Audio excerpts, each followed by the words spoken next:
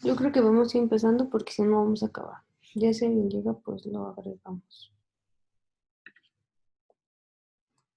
Bueno, pues el día de hoy vamos a ver el tema de falla hepática aguda. Este tema es importante porque, bueno, yo creo que los MIPS que estuvieron la rotación pasada con nosotros, que invité a esta clase porque no la alcanzamos a ver, ¿se acuerdan cuando vimos la crónica? Que con estos nuevos MIPS que están ahorita vamos a volver a ver la crónica, pero es importante ver la aguda para que entiendan las diferencias. El temario de internado médico utiliza muchos síndromes, de hecho casi todo el temario es sindromático, o sea, se supone que durante la carrera ustedes van viendo Que yo también el último que me un- compré, yo ya un- ni le di meses, fui hasta 9. Porque no, si yo quieren ya no. sus micros para que no escuchemos. Tania, ¿puedes apagar tu micro? Sí. Entonces les decía que la cuestión de que sean sindromáticos es que no vemos como tal cada causa de cada síndrome, sino el trastorno completo y se supone que durante la carrera vieron cada causa de cada síndrome. Es decir, muchos virus o las hepatitis virales pueden causar, por ejemplo, una falla hepática aguda, pero el tema no es hepatitis virales, eso lo vieron en la carrera, sino la falla hepática aguda como tal. Entonces, ya si ustedes quieren ir a repasar las causas, cada una de ellas, etcétera, pues lo pueden ir a repasar, eso ya lo vieron en la carrera. Pero entonces la clase es más el síndrome como tal de la falla hepática aguda. Entonces aquí, ay,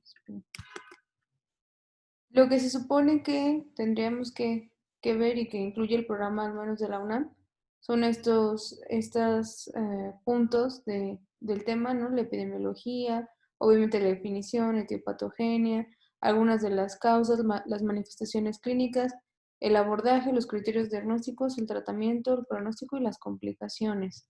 Y más o menos vamos a abordar todo de manera muy general.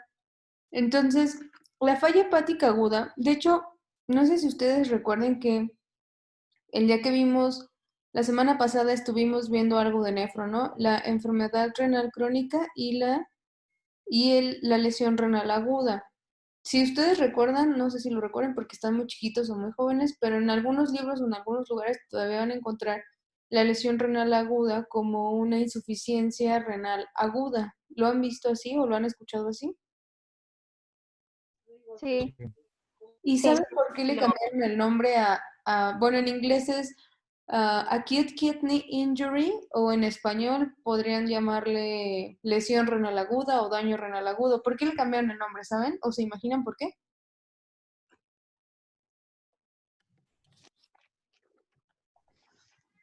Puede que, porque a lo mejor encontraron, no sé, como algo que los hacía diferentes o la razón por la que tenían que ser dos como patologías diferentes o algo así. Porque tal vez la lesión renal aguda en muchos casos era potencialmente reversible. Exacto. La cuestión de la insuficiencia de un órgano es que la palabra insuficiencia generalmente tiende a la cronicidad, ¿no? O cuando un órgano es insuficiente generalmente es algo ya crónico. Y de hecho, si ustedes se fijan, a la insuficiencia renal crónica también le cambiaron el nombre, ya no se llama insuficiencia renal crónica, ¿no? Ahora en todos lugares lo encuentran como Chronic Kidney Disease, CKD, ¿no? Y le cambiaron a enfermedad renal crónica porque, ¿se lo han preguntado alguna vez por qué les cambiaron los nombres a las enfermedades? De hecho, en el CIE-10, si ustedes lo buscan, sigue apareciendo como insuficiencia renal crónica e insuficiencia renal aguda.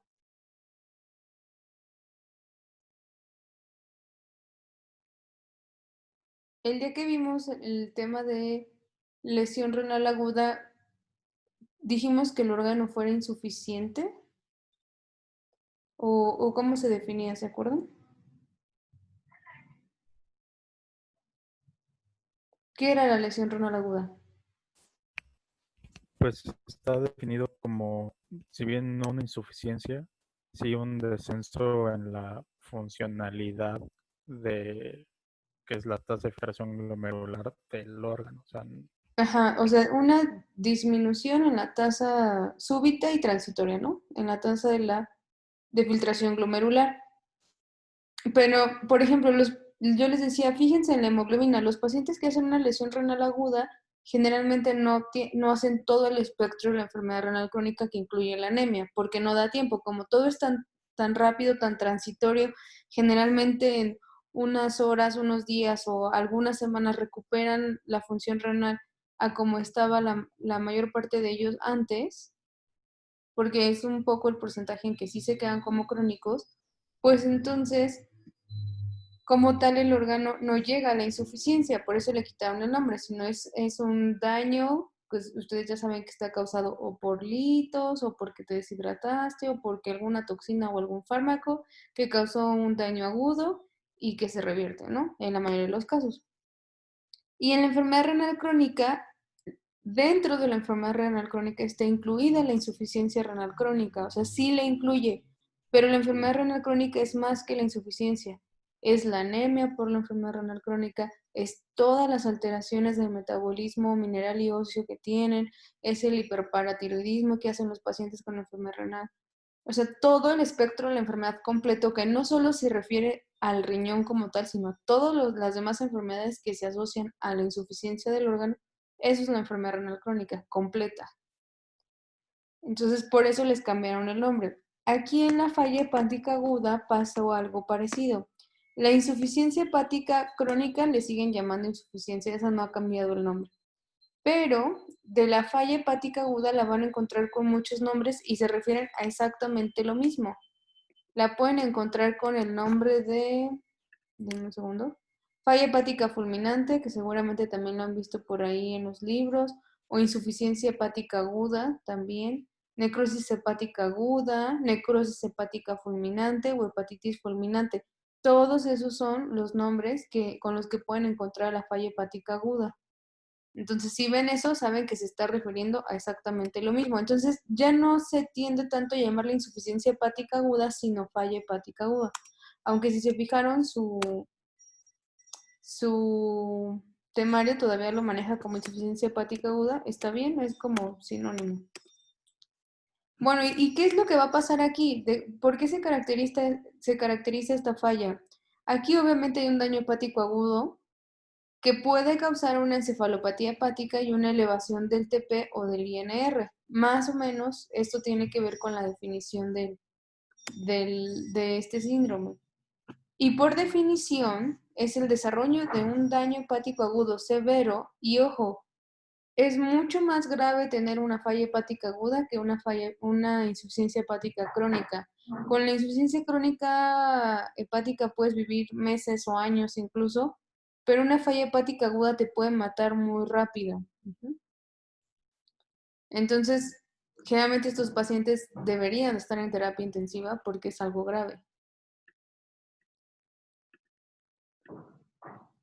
Bueno, entonces se desarrolla el daño hepático agudo severo con encefalopatía y alteración de la función de síntesis. Aquí marcan al INR como un marcador de la función de síntesis alterada, más de 1.5. Yo les pregunto a ustedes, ¿cuáles son las funciones de síntesis del hígado? O sea, si es función de síntesis, se refiere a que se sintetiza ahí, ¿no?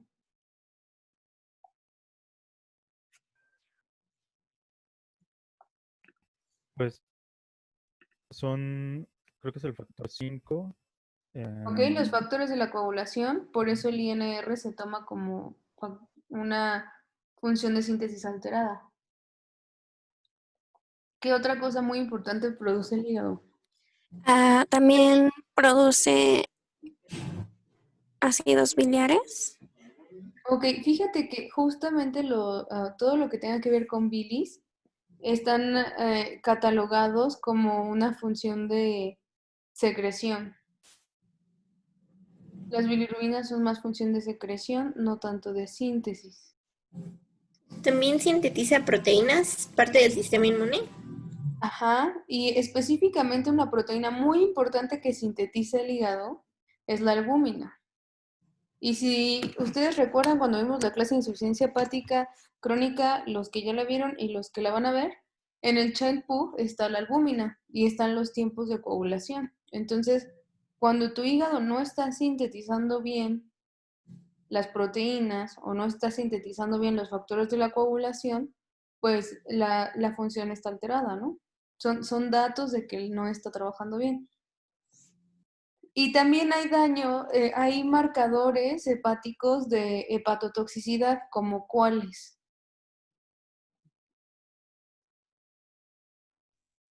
que son súper famosas. ALT y AST. Exactamente, las transaminasas. Cuando un hepatocito se necrosa o muere, se liberan al torrente sanguíneo y por eso es que se elevan. Entonces, cuando ustedes vean transaminasas elevadas, generalmente es por hepatotoxicidad, algo que causó toxicidad en el hígado, ¿de acuerdo? Entonces, si más o menos tienen claro esas cosas, pues ustedes saben que para que uno, por definición, considere que tiene una falla hepática aguda, tiene que tener encefalopatía hepática y la función de síntesis alterada. Y ojo, aquí hay una aclaración importante. En un paciente sin cirrosis, porque los que tienen cirrosis, pues ya tienen un daño hepático crónico, ¿no? O enfermedad hepática preexistente. Aunque aquí va a haber algunos bemoles, algunas excepciones a la regla, pero teóricamente esa es parte de la definición. Aunque se acuerdan que yo una vez les dije, siempre, todo en medicina interna, que sea crónico, se puede agudizar, sí. O sea, cualquier enfermedad crónica se puede agudizar, sí. Y ya hemos visto varias, ¿no? O sea, diabetes controlada crónica y crisis agudas, las crisis hiperglucémicas o la hipoglucemia. Hipertensión, que vamos a ver, crisis agudas, pues crisis hipertensivas, ¿no? Enfermedad renal crónica puede hacer episodios de lesión renal aguda, sí la puede hacer. Y de igual forma, la insuficiencia hepática crónica puede tener episodios de agudización, también se puede. Pero bueno, por definición, eso ya es más complicado. Lo crónico agudizado es más complicado y en su temario no viene como tal, pero sepan que siempre existe. Y en su temario vienen como bien específicos, ¿no? Crónicos y agudos. Y aquí la pregunta es, ¿qué tanto es tantito? ¿Se acuerdan que en enfermedad renal crónica, cuánto tiempo era para que ya fuera crónico? Más de 3 meses. 3 meses. Ujú. Y menos de 3 90 días. enfermedad renal aguda, ¿no? Ujú. Dijimos. Y cuando es menos, pues es una lesión renal aguda. Pero aquí, ¿cuándo se considera agudo y cuándo se considera crónico?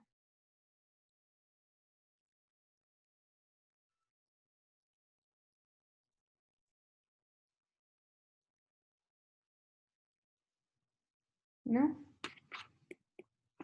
Hay mucha bibliografía, pero en general consideran 26 semanas. 26 semanas convertido a meses, ¿cuánto tiempo es?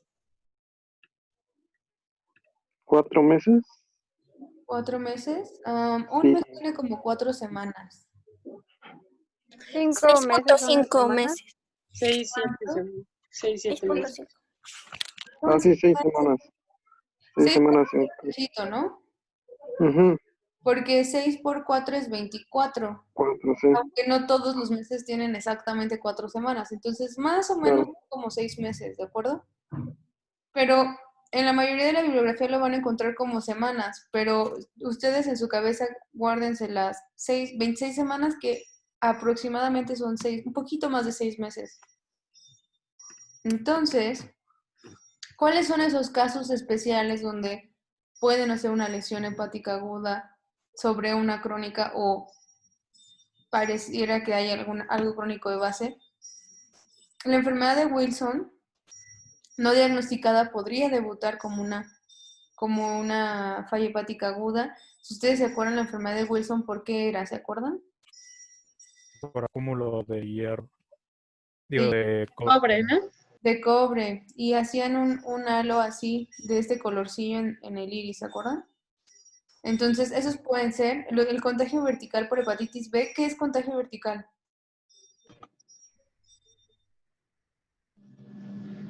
¿Por embarazo? Por La el mamá. canal. De mamá a bebé, ¿no? O A sea, bebé. de madre a hijo, exacto. Y la hepatitis autoinmune. La hepatitis autoinmune también puede ser que ya tengan cirrosis subyacente, pero es aguda siempre y cuando la enfermedad haya cursado con menos de 26 semanas. Y otro ejemplo clásico de una aguda sobre crónica es la hepatitis alcohólica. La hepatitis alcohólica por definición es aguda. Entonces, yo sé que luego a los MIPS les gusta mucho el alcohol, pero no crean que hablo mal de la gente que toma alcohol, pero el problema con el alcohol es que puedes hacer los dos daños. El alcohol te puede causar la cirrosis alcohólica, que seguramente ustedes vieron y muchas veces lo han leído, pero también, y esa sería una insuficiencia hepática crónica, pero también te puede causar una hepatitis alcohólica, que es la falla hepática aguda causada por el alcohol. ¿Cuál de las dos creen que sea más mortal y más peligrosa?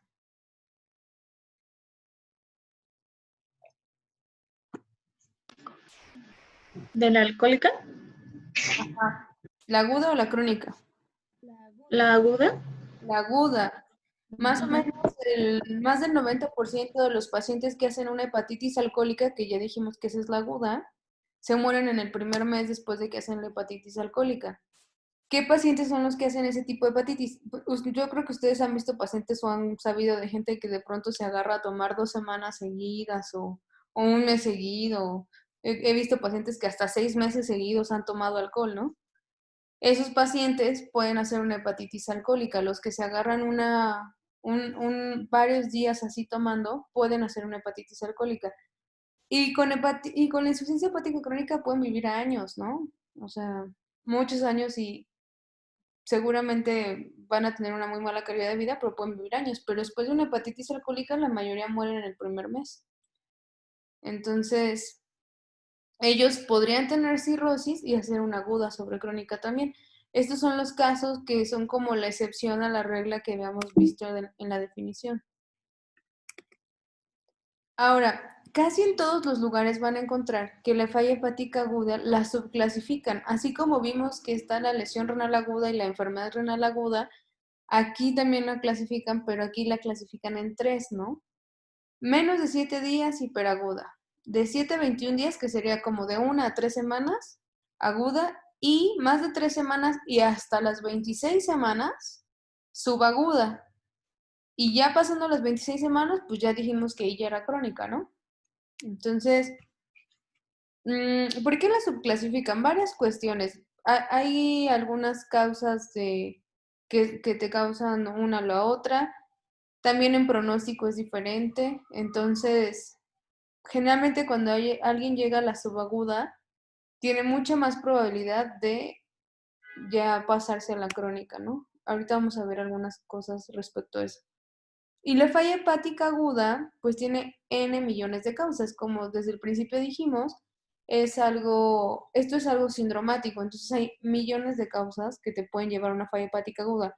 ¿Qué pudiera ser que si tu hígado está sano, de pronto falle y ponga en peligro tu vida? Pues entre esas cosas y famosillos, ¿qué es el acetaminofén? Paracetamol.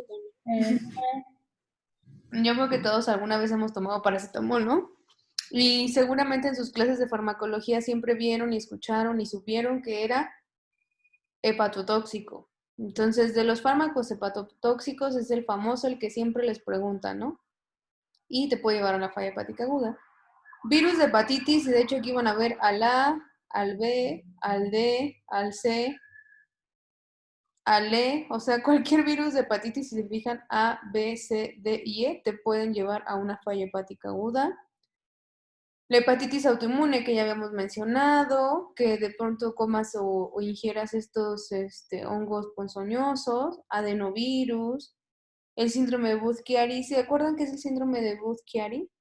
¿Alguien se acuerda?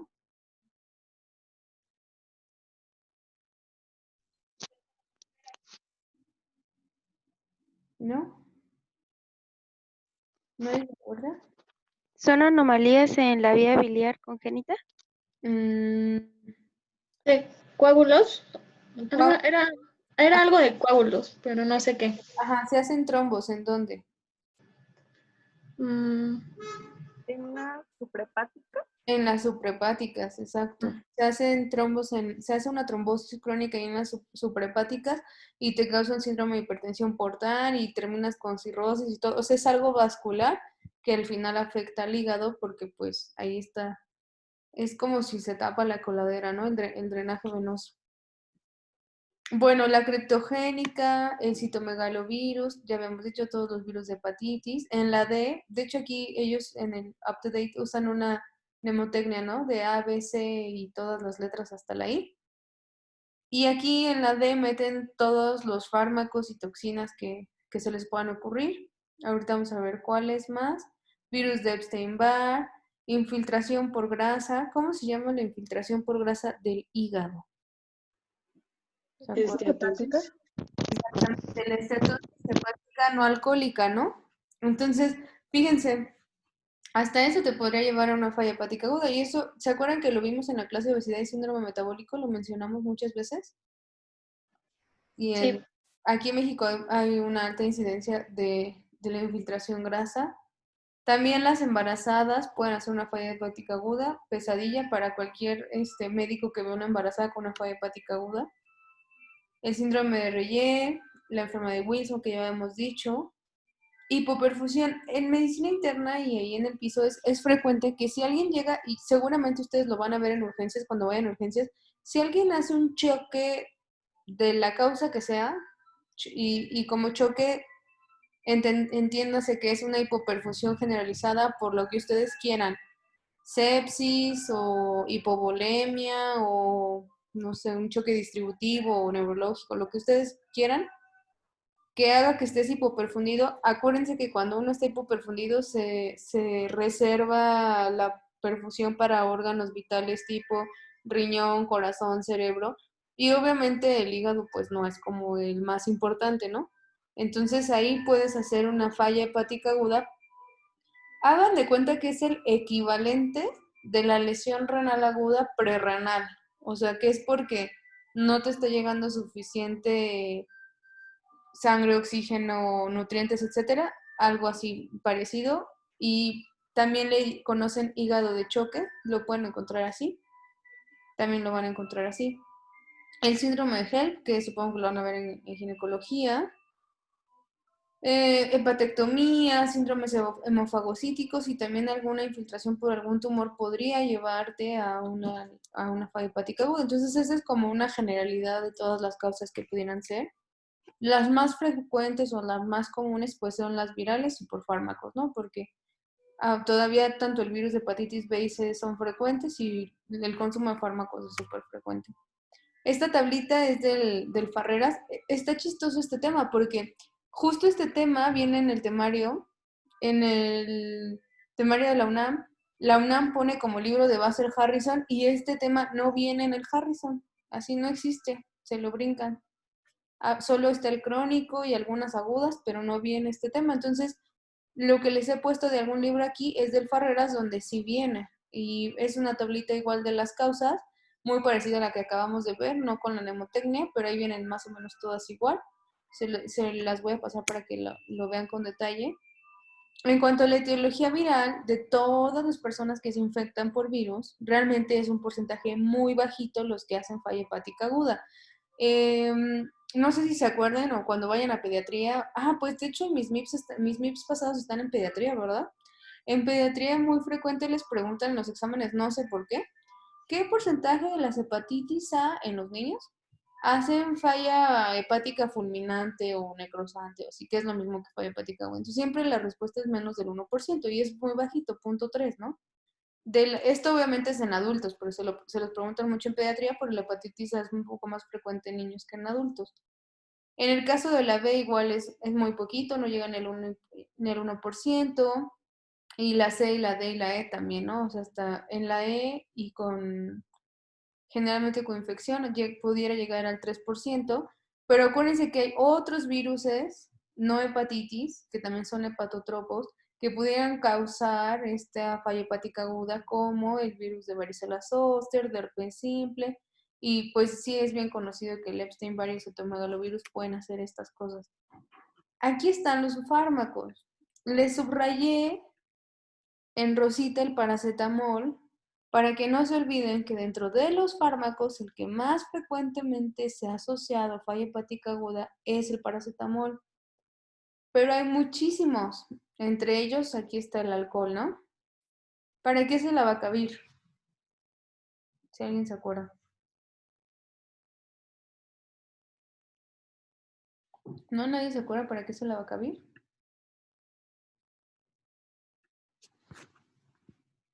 ¿No? O bueno, el efavirenz. Es del esquema del Pero VIH. también de retroviral. Son Sí, es de antirretrovirales, ¿no?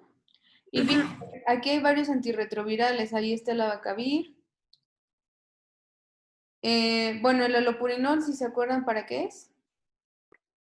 sí, para la hiperuricemia. Para la hiperglicemia, la amiodarona,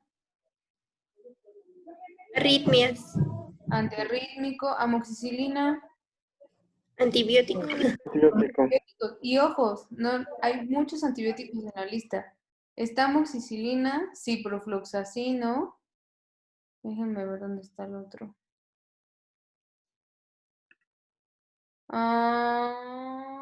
Por acá está la nitrofurantoína, que es súper frecuente que lo usen para infecciones urinarias. Las sulfas. Ujú. Entonces, las tetraciclinas, hay muchos antibióticos en la lista que te pueden llevar a la falla hepática aguda. La aspirina, yo creo que todos han visto pacientes que toman aspirina, ¿no? Es de los medicamentos que más se usan y de los que más toman los cardiópatas, entonces también está aquí en la lista de las cosas que te pueden llevar a la falla hepática aguda. Les iba a decir, ¿para qué sirve la carbamazepina?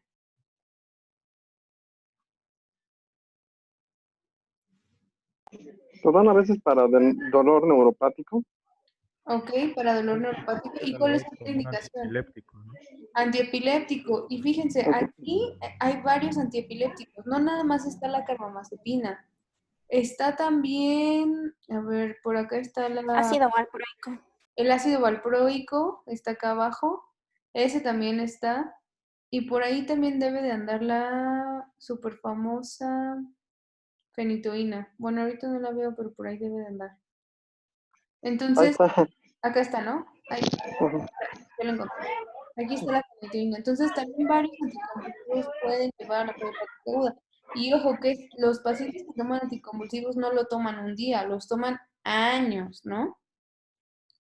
Ojo con la cocaína, por ahí si alguno de ustedes es fan de la cocaína, pues Ok. puede llevar a la falla hepática. Aquí está otro antibiótico, ¿no? La doxiciclina, las sales de oro. Y ojo que aquí hay varias cosillas que supongo que si han escuchado o visto el Herbalife. Sí, bueno. De esas cosas que de pronto salen son hepatotóxicas y miren, están registradas. Aquí también está este Lipokinetics. Muchas cosas que son para bajar de peso, muchos de estos productos chinos o asiáticos que son como tés, el maguang y cosas así, también que no sé bien para qué los utilicen, pero por muy naturales que sean, a veces los pacientes creen que porque son naturales no hacen daño. Muchos de esos son hepatotóxicos. Las metanfetaminas, que para qué usan la gente las metanfetaminas, ¿se acuerdan que alguna vez lo mencionamos? Se puede usar para el déficit de atención, ¿no? También. Sí puede ser, pero ¿para qué lo usa la gente en general? Para Perder peso. Para bajar de peso, ¿no? Entonces, además de que las pueden causar arritmias cardíacas, también pueden causar falla hepática aguda. Otro de los medicamentos muy utilizados en el mundo, los AINES, ¿no? Yo creo que todos en algún momento de nuestra vida hemos tomado un AINE. Entonces, ojo que aquí está el paracetamol y los AINES. El propiltiuracilo, que lo estuvimos viendo también en las clases de la semana pasada, ¿para qué servía? ¿Se acuerdan? Los que entraron a las clases de la semana pasada de residentes. ¿Fermenta tiroidea? Exacto, es un antitiroideo, ¿no?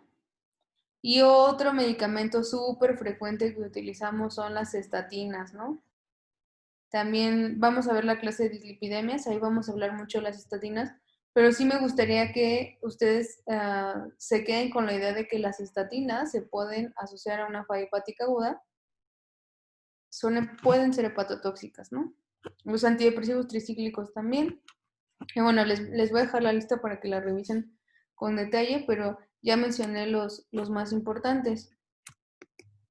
Entonces el paracetamol... Doctora, una duda, ¿Qué pasó? perdón.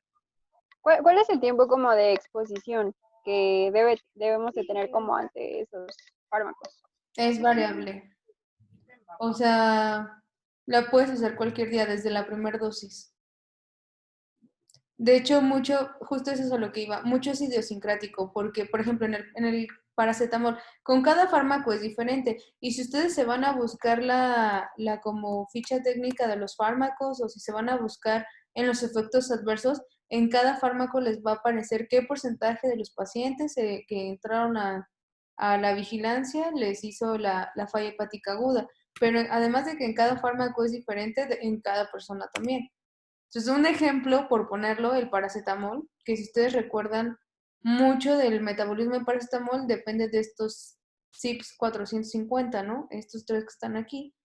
Y es importante el glutatión porque si tú tienes glutatión, pues puedes como quitarle, hagan de cuenta, la toxicidad al paracetamol para que pueda ser excretado vía renal y no sea tóxico, ¿no?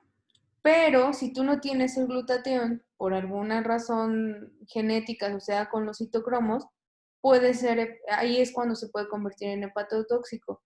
Es súper frecuente que les pregunten cuánto es la dosis normal de paracetamol. Una persona puede tomar hasta 4 gramos al día si no tienes enfermedad hepática subyacente, o sea, si es alguien normalito. No existe un ajuste como en la enfermedad renal crónica que te dice, pues tiene tanto de depuración, dale tanta dosis. Aquí no existe, o sea, simplemente te dicen que si alguien tiene enfermedad hepática subyacente, utilizas menos dosis, pero tampoco te dicen cuánto. Yo sugeriría pues la mitad de la dosis que serían de 2 gramos al día.